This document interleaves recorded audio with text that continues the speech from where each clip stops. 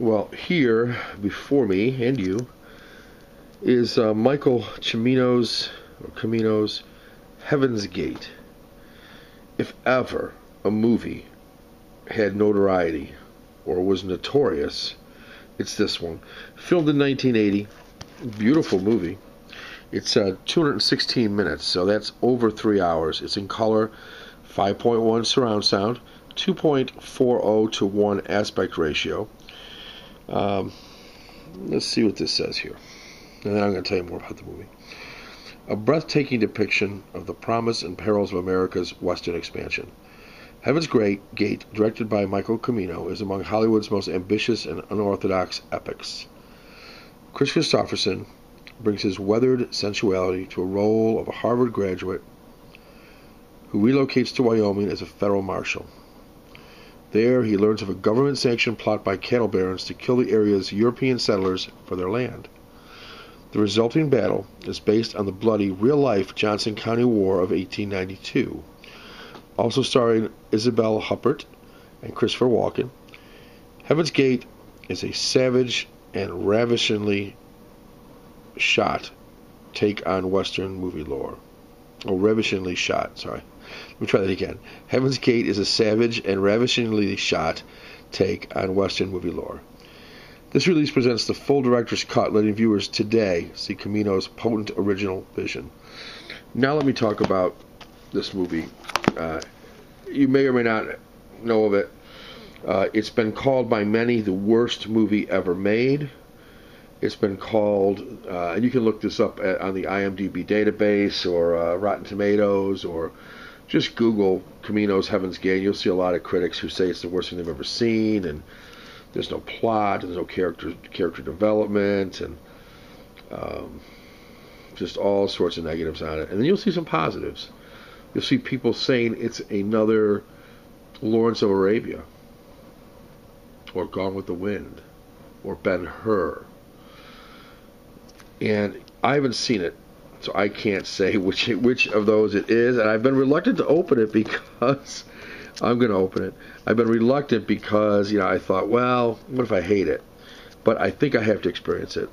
I really do. It's the director's approved cut here on the Criterion Collection. Tons of extras on this one. I am going to open it. So this moment in time when I finally decided that I want to see it bad enough where I'm going to open it. Now, what I've heard about this movie. Well, first let me give you some facts. The movie went way over budget. I believe it cost $44 million or something when it was finally done in 1980, and I think it only made $2 million, and that was stretching it. I'm going to be able to open this up easily. Most of the time, these Blu-rays are fairly easy to open up, but this one, for some reason, is sticking. Figures, it had to be this movie that would be stuck like this. I'll pause here and come back when it's magically opened. Voila! You ever notice how that cellophane sticks to like everything? I couldn't get it off of my hands. I had to blow it. And little pieces of cellophane. Anyway, Michael Cimino's Heaven's Gate, wrapping removed. Let's take a look at the inside real quick, then I'll look at the back. Two beautiful discs here. One is a shadowy outline of who I assume is Kris Kristofferson. And then you've got snuggled in here in this nice little thing is disc 2, which is some of these special features and things, some of the townspeople. And I'm not going to take off both halves of this, but I will take out the booklet and show you the artwork behind here, because I think this artwork here is pretty cool behind the booklet. See if I can get the booklet out easily. Come on. There we go. Yeah, Kris Kristofferson riding a horse. Pretty neat looking. And then get the book. Thick book. Still fits in the case, or it would have needed a digipack type book, but a lot of pages. It's about 40 pages. Yeah, do that again. A little bit better. Give you a little bit better view of this, I think. Or attempt to. Let's see what we got here. See the artwork in this thing, or the cinematography is just beautiful in this movie. So I get a cold. So I'm getting a cold, I guess. The film that took on a life of its own, that's for sure. I'm going to tell you about that in a minute. So I started to say before, this film costs $44 million, and I think it only made $2 million, if that. Part of it was, Michael Cimino wanted to go on location. He didn't want to build. He didn't want to build a town in a studio. He wanted an actual, real place, and he wanted to be able to go there and film the movie, and that's what he found. He found it somewhere. I don't know if it was in Wyoming or where exactly this was, but he found this town that he had in his head. And this is the late 1890s, as I said. So here's the back. He ran up a big budget cost, and there's a lot of a lot of production costs associated with it. And the studio got nervous, and anyway, when they first screened the film, the studio thought it was too long, and it got panned and was cut down from over 3 hours to 2 hours and something. Significant cut, maybe like 80 minutes or something was cut out of it. I'm in the ballpark. Anyway, at that point, it got panned even worse, and probably rightfully so. It was disjointed. It just didn't fly, and that's how it made its $2 million in that status or that state. It did not do well, and critics hated it. Movie-going public hated it. It was slow-moving, glacial. Didn't have a lot of character development, critics said. Didn't have a lot of plot. I think what Michael Cimino wanted to do here was show the pace of 1895 or so, West. Show what it was like in a small town. The pace, the simpleness of life, the hard work. Show what that was like as a backdrop of this Johnson County War that really took place between these simple people, these settlers, these European settlers, and these land barons that would stop at nothing to get more land. So you've got director-approved 2-disc Blu-ray special edition.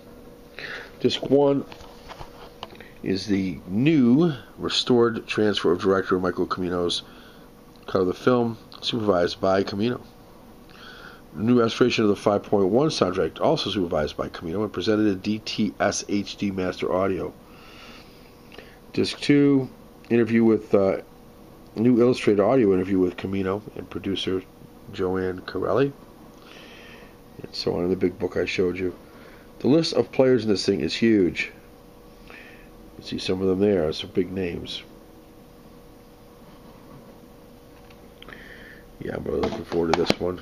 It promises to be a great movie. So, ultimately what happens was, after it got panned, after it lost all this money, United Artists, who had put the movie out, ended up, not just because of this, they had some other things that went sour, but this is the big one.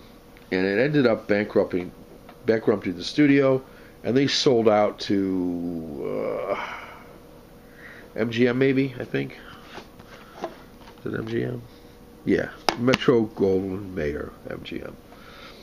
And no more United Artists. Now MGM has brought back the United Artists name for certain types of movies that they do. But at one point, United Artists was a player.